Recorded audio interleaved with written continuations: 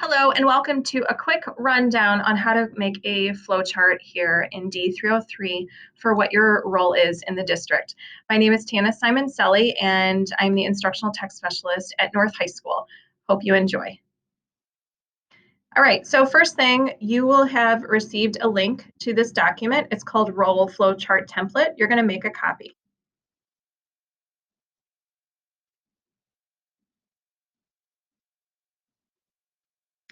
Once it loads and makes that copy, you're going to have that available to you.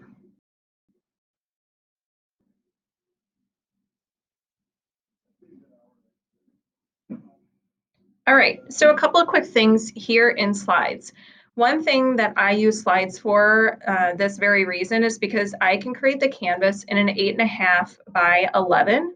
So to do that, if you wanted to know, you could go to File, Page Setup, and you can customize it for your needs. This way, if you ever needed to print it out, you would have access to that. So over here on the sides, these are my little canvas tools that I already pre-made in there for you. A couple of people like the fact that they can drag over and they can copy this in, okay? But before you do that, I'm going to please ask you to change copy of. So you're going to do your name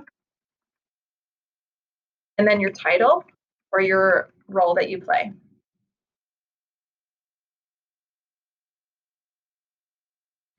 All right, so the first thing that I want you to do now in your canvas is you are going to right click on that slide one and you're going to say duplicate slide.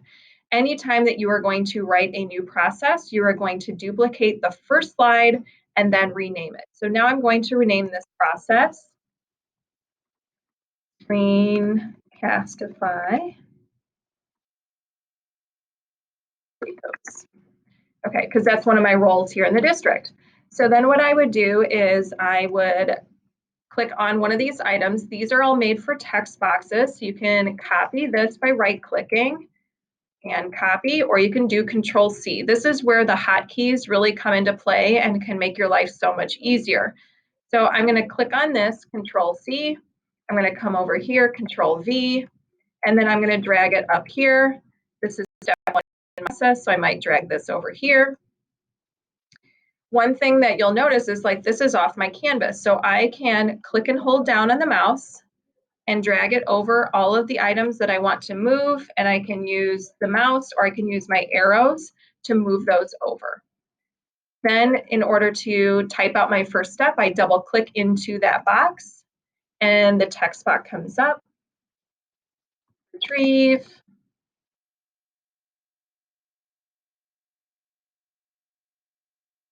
From extension with Screencastify.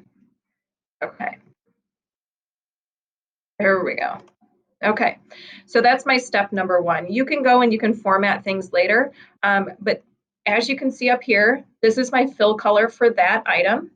Here is my border color for that item. If I wanted to make the border color thicker, I can do that by just clicking up there on that border weight. The other thing that I can do is if I wanted to have a connection with somebody, I can say connect over here, and I could say Chrome Web Store. Okay, and you can shrink this down from the outside if you need more room, and you can always move this. So a couple of things. The 4 arrows means that you are going to move the actual item around. The double arrow, so it's just 2, makes it resize to the size that you need. And then if I went up here and it gave you crosshairs, you could turn it and spin it if you needed to. All right, and then you can just continue with your process. We use the green, yellow, and red to represent a stoplight. So the green means that you continue to move within your flow.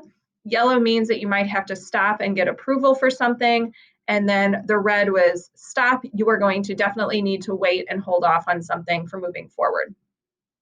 I gave some other items over here at the side. So if you wanted to say, okay, I need to wait for district approval for this section, and I can drag that over, and then I would know that I would need district approval, but that's totally up to you. Okay, and then one of the other quick tips that I found helpful was if I had something that I had over here, and it was the second process. And then I realized along the way that I thought I needed it to be the same format in the green color, like up here. I click on this item and I have it highlighted in blue. I'm going to go up to my painter tool, paint, and then I'm going to click on that red box because I realize that I want it to be the same format, and it collects all of the same formatting that you have from above. So these are just some tips and tricks that make Google so much better for doing this. And let me know if you need any other support. Have a great one.